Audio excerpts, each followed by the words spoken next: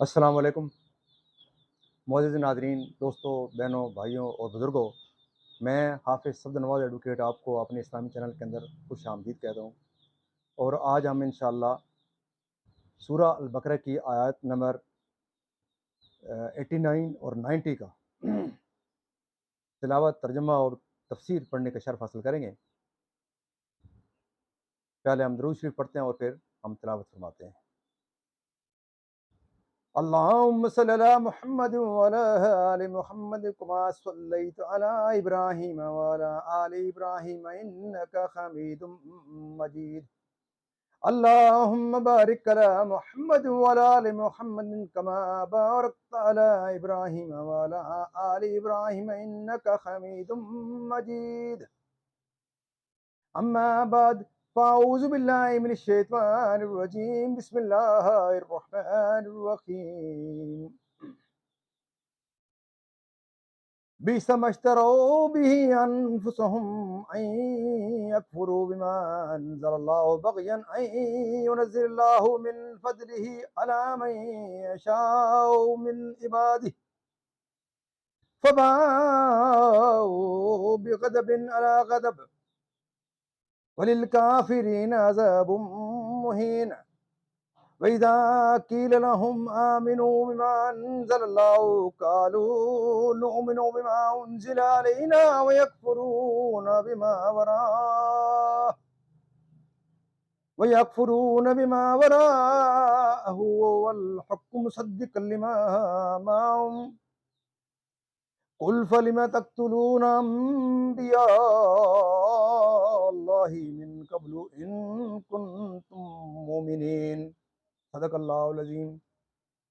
ترجمہ: کس برے مولوں نے اپنی جانوں کو خریدا کہ اللہ کے اتارے سے منکر ہوں، اس کی جلن سے کہ اللہ اپنے فضل سے اپنے جس بندے پر چاہے وہی اتارے، تو غضب پر غضب کے سزاوار ہوئے، اور کافروں کے لیے ذلت کا عذاب ہے۔ اور جب ان سے کہا جائے کہ اللہ کے اتارے پر ایمان لاؤ، تو کہتے ہیں وہ جو ہم پر اترا اس پر ایمان لاتے ہیں اور باقی سے منکر ہوتے ہیں، حالانکہ وہ حق ہے ان کے پاس والے کی تصدیق فرماتا ہوا۔ تم فرماؤ کہ پھر اگلے انبیاء کو کیوں شہید کیا اگر تمہیں اپنی کتاب پر ایمان تھا؟ تفسیر: شان نزول سید انبیاء صلی اللہ علیہ وسلم کی بعثت اور قرآن کریم کے نزول سے قبل یہود اپنی حاجات کے لیے حضور کے نام پاک کے وسیلے سے دعا کرتے اور کامیاب ہوتے تھے۔ اس طرح دعا کیا کرتے تھے: اللہم افتح علینا وانصرنا بالنبی الامی، یا رب ہمیں اپنے نبی امی کے صدقے میں فتح و نصرت عطا فرما۔ مسئلہ اس سے معلوم ہوا کہ مقبولان حق کے وسیلہ سے دعا قبول ہوتی ہے۔ یہ بھی معلوم ہوا کہ حضور سے قبل جہان میں حضور کی تشریف آوری کا شورہ تھا، اس وقت بھی حضور کے وسیلہ سے خلق کی حاجت روائی ہوتی تھی۔ یہ انکار عناد و حسد اور حب ریاست کی وجہ سے تھا، یعنی آدمی کو اپنی جان کی خلاصی کے لیے وہی کرنا چاہیے جس سے رہائی کی امید ہو۔ یہود نے یہ برا سودا کیا کہ اللہ کے نبی اور اس کی کتاب کے منکر ہو گئے۔ یہود کی خواہش تھی کہ ختم نبوت کا منصب بنی اسرائیل میں سے کسی کو ملتا۔ جب دیکھا کہ وہ محروم رہے، بنی اسماعیل نوازے گئے، تو حسد سے منکر ہو گئے۔ مسئلہ اس سے معلوم ہوا کہ حسد حرام اور محرومیوں کو باعث ہے، یعنی انواع و اقسام کے غضب کے سزاوار ہوئے۔ اس سے معلوم ہوا کہ ذلت و اہانت والا عذاب کفار کے ساتھ خاص ہے۔ مومنین کو گناہوں کی وجہ سے عذاب ہوا، ابھی تو ذلت میں آنے کی وجہ سے نہ ہوگا۔ اللہ تعالیٰ نے فرمایا وَلِلَّهِ الْعِزَّةُ وَلِرَسُولِهِ وَلِلْمُؤْمِنِينَ۔ اس سے قرآن پاک اور تمام وہ کتابیں اور صحائف مراد ہیں جو اللہ تعالیٰ نے نازل فرمائے، یعنی سب پر ایمان لاؤ۔ اس سے ان کی مراد توریت ہے، یعنی توریت پر ایمان لانے کا دعویٰ غلط ہے، چونکہ قرآن پاک جو توریت کا مستق ہے، اس کا انکار توریت کا انکار ہو گیا۔ اس میں بھی ان کی تکذیب ہے کہ اگر توریت پر ایمان رکھتے تو انبیاء علیہ السلام کو ہرگز شہید نہ کرتے، یعنی حضرت موسیٰ علیہ السلام کے، یہ آگے انشاءاللہ کل پڑھیں گے حضرت موسیٰ علیہ السلام کا جو باقی بقیہ اس کا آگے ایسا ہے۔ اور اس کے بعد ہم چھوٹا سا جو درس قرآن دیتے ہیں اس کی طرف بڑھتے ہیں، یعنی کہ آج کا درس قرآن اللہ پر ایمان رکھو، پھر دیکھنا اللہ تعالیٰ آپ کی کس طرح مدد کرتا ہے۔ وہ لوگ جو اللہ پر ایمان لائیں، اللہ تعالیٰ ارشاد فرماتے ہیں کہ وہ لوگ جو اللہ تعالیٰ پر ایمان لائیں، کہیں کہ ہمارا رب اللہ ہے، پھر اس پر جم جائیں۔ ان پر فرشتوں کا نزول ہوتا ہے، نہ کوئی خوف، نہ غم، نہ خوف، خوشیاں مناؤ جس کا تم سے وعدہ کیا گیا تھا۔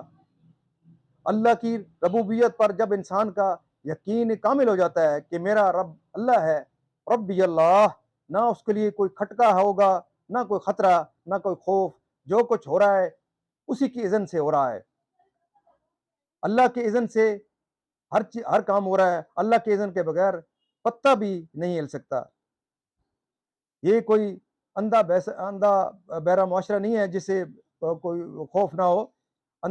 کوئی اگر اندھا ویسا چلا آ رہا ہو تو اس سے تو ڈرنا چاہیے کہ نامعلوم کسی کو ٹکر مار دے، لیکن نہیں، اس کائنات کو چلانے والا ایک سمیع بصیر اللہ تعالیٰ کی ذات ہے، وہ خدا جو میرا دوست ہے، میرا ولی ہے۔ اللہ تعالیٰ ارشاد فرماتے ہیں قرآن پاک کے اندر کہ اللہ ولی الذین آمنوا یخرجہم من الظلمات الی النور، اللہ اہل ایمان والوں کا ولی ہے، ساتھی ہے، پشت پناہ ہے، مددگار ہے، حمایتی ہے۔ تو کیا پھر اس کے لیے کوئی خوف ہوگا یا ڈر ہوگا جس کا اللہ تعالیٰ حمایتی، مددگار اور ساتھی ہو؟ اسی طرح ایک چھوٹی سی مثال دی گئی ہے کہ اگر کسی دیہات میں کوئی بڑا چودھری یا کوئی سردار رہتا ہو اور اسی کے گاؤں میں کوئی چھوٹا دیہاتی رہتا ہو، اور اس غریب کسان کے کوئی جانور ہوں، اور ان جانوروں کو ہر وقت یہ اندیشہ لگا رہے کہ کوئی ان کو چرا کے لے جائے گا، تو اگر لیکن جس کو یہ معلوم ہو کہ وہ جو بڑا چودھری یا سردار ہے اس کا دوست ہے کسان کا، تو اس کی بچیا یا کسی بھی جانور کو کوئی خوف نہیں ہوگا، کیونکہ اس کی بھینس پر اگر کوئی ہاتھ ڈالنے کا، یعنی کہ وہ بڑا چودھری سب کو معلوم ہو کہ وہ اس کا دوست ہے، وہ اس کو کبھی بھی ہاتھ نہیں ڈالے گا، اس کی حمایت حاصل ہے، اس کی پشت پناہی حاصل ہے، اس کی وہ پناہ میں ہے۔ اس دنیا کی یہ تو ایک چھوٹی سی مثال ہے، اس لیے اس چیز کا ادراک ہر حال میں انسان کو ہونا چاہیے کہ اللہ ہمارے ساتھ ہے، تو خوف کس بات کا ہے؟ کوئی چیز اللہ سے بالا تر نہیں ہے، کوئی قوت اللہ اس سے طاقتور نہیں ہے، اور کیا کوئی اس کے ارادے کو بدل سکتا ہے؟ کیا کوئی اس کی مشیت کے آڑے آ سکتا ہے؟ حضور پاک صلی اللہ علیہ وسلم نے فرمایا کہ اگر تمام انسان اگر کسی کو نقصان پہنچانا جائیں تو وہ اس وقت تک وہ اس کو نقصان نہیں پہنچا سکتے مگر جو اللہ تعالیٰ نے لکھ دیا، اور تمام انسان اگر مل کر کسی کو نفع پہنچانا چاہیں نہیں پہنچا سکتے مگر وہ شے جو اللہ نے طے کر دی ہو وہی اس کو مل کے رہے گی۔ آگے اس کے آگے ایک حدیث پاک کا ذکر آتا ہے کہ اگر اس حدیث کو ہمارا اسی حدیث کو جو گزری ہے اس پر اگر ہمارا یقین کامل ہو جائے تو ہمیں کس سے ڈر ہوگا کہ کوئی میرا انکریمنٹ رکوا دے گا، کوئی میرا عہدہ میرا اس کے اندر کوئی مدد کر دے گا، یا میری کوئی رپورٹ رکوا دے گا، یا میری کوئی مطلب اس کے اندر میری کو مدد کر دے گا۔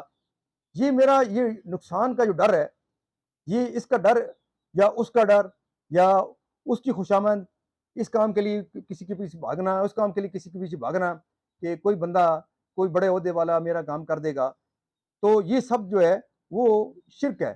انسان کو اللہ تعالیٰ سے مدد مانگنی چاہیے، جب بھی اس کو مشکل آئے، کوئی اس کو ضرورت پیش آئے تو اللہ تعالیٰ کے سامنے وہ گڑ گڑا کے وہ سجدہ ریز ہو جائے، اللہ تعالیٰ اس کی مدد فرمائیں گے، کیونکہ وہ انسان کی ہر وقت اس کی مدد اور حاجت روائی کے لیے اس کے ساتھ ہے۔ بات جو مین بات ہے وہ یہ ہے کہ انسان کا اللہ تعالیٰ کے اوپر یقین کامل ہو جائے. جہاں آپ نے یہ سمجھا کہ غیر اللہ کے اندر کوئی طاقت موجود ہے، وہ شرک ہو جائے گا. اس طرح آگے آتا ہے کہ اگر اللہ نہ چاہے تو کوئی آگ بھی نہیں جلا سکتی، اگر پانی ڈبو نہیں سکتا، اور جب کوئی مشکل اس کے سامنے آ جائے تو وہ اللہ تعالیٰ کے سامنے اپنی حاجت روائی کرے. اسی طرح ایک جگہ یہ آتی ہے کہ جو وسائل ہیں یا ذرائع ہیں، اور اگر آپ کے پاس وسائل اور ذرائع نہ ہوں پھر یقین ہو، تو یہ ہے اللہ تعالیٰ کے اوپر کامل یقین. اگر انسان کے پاس اس کی جیب کے اندر پیسے ہیں اور پھر یقین ہو، تو یہ یقین تو پیسے کے اوپر ہوگا، اس کے اللہ تعالیٰ کے اوپر یقین نہیں ہوگا. اصل ایمان تو یہ ہے کہ انسان کے پاس ذرائع وسائل اور کوئی چیز بھی نہ ہو اور پھر اللہ تعالیٰ کے اوپر یقین کامل ہو، تو اس کو یقین اللہ تعالیٰ کے اوپر یقین کہہ سکتے ہیں کہ انسان آپ کو اللہ تعالیٰ کے اوپر یقین ہے. اگر اسباب کے اوپر یقین کرنا یہ مادیت ہے، اللہ پر نہیں ہے. اس طرح جب حضور پاک صلی اللہ علیہ وسلم اور حضرت ابوبکر صدیق جب غار میں ہجرت کے لیے جا رہے تھے، تو جب حضرت ابوبکر صدیق رضی اللہ تعالیٰ عنہ نے حضور سے کہا کہ اگر ان کے پیچھے کوئی پیچھا کرنے والوں ہمارے غار میں غیر ارادی طور پر بھی غار میں جھانک لیا تو ہمارا کیا بنے گا؟ تو حضور صلی اللہ علیہ وسلم نے کہا کہ ہمارے ساتھ ہی ہمارا اللہ کافی ہے، آپ گھبرائیں نہیں. یہ ہے ایمان باللہ، یعنی کہ میرا رازق، میرا مددگار، میرا دوست، میرا پشت پناہ اللہ تعالیٰ ہے. جس کے دل میں اللہ تعالیٰ کا ایمان راسخ ہو جائے وہی ولی اللہ ہوتا ہے. اللہ کے دوستوں پر کوئی خوف نہ ہے اور نہ ہی کوئی حزن ہے. اس طرح اللہ تعالیٰ فرماتے ہیں سورہ البقرہ میں کہ وَاسْتَعِینُوا بِالصَّبْرِ وَالصَّلَاةِ وَإِنَّهَا لَكَبِیرَةٌ إِلَّا عَلَى الْخَاشِعِینَ، اور صبر اور نماز سے مدد چاہو، اور بے شک نماز بھاری ہے مگر ان پر نہیں جو دل سے میری طرف جھکتے ہیں. یہ دوستو، بہنوں، بھائیوں، آپ بھی اللہ تعالیٰ کے اوپر اپنا ایمان کامل اور یقین رکھیں. اللہ تعالیٰ ہر حال میں آپ کا ساتھ دے گا، اور اس یقین کے لیے آپ کو اللہ تعالیٰ کی اس مقدس کلام کی طرف رجوع کرنا ہوگا، اور اس کے علاوہ حضور پاک کی سیرت اور پاک احادیث کا مطالعہ کرنا پڑے گا. اور اس کے لیے آپ کو بیٹھے بیٹھے آپ کو نہیں یہ سارا کچھ پتہ چلے گا. آپ کو علماء کے ساتھ رابطہ کرنا پڑے گا، آپ کو اس پاک مقدس کلام کی مطالعہ کرنا پڑے گا. اور اس کے علاوہ آپ اگر اصحاب کرام کے نقش قدم پر ہی چل لیں تو آپ کا دنیا اور آخرت سنور جائے گی. تو میری آپ تمام مزید ناظرین کے لیے اللہ تعالیٰ سے انتہائی ادب سے اور اس کلام پاک کے صدقے اللہ تعالیٰ سے دعا ہے کہ اللہ تعالیٰ تمام وہ لوگ جو کسی بھی پریشانی میں مبتلا ہیں، اللہ تعالیٰ ان کی پریشانیاں دور کرے. اللہ تعالیٰ تمام بیماروں کو شفائے کاملہ عاجلہ عطا فرمائے. جو رزق کی وجہ سے پریشان ہے، اللہ تعالیٰ ان کے رزق کا غیب سے اللہ تعالیٰ ان کا معاملہ فرمائے، اور اللہ تعالیٰ تمام مرحومین کو جنت الفردوس میں جگہ عطا فرمائے. اور آپ کے لیے یہ درخواست ہے کہ آپ میرے لیے یہ اس سلسلے کو جاری رکھنے کے لیے ضرور دعا کیا کریں کہ اللہ تعالیٰ مجھے یہ سلسلہ جاری رکھنے کی توفیق اور اپنا فضل عطا فرمائے میرے اوپر.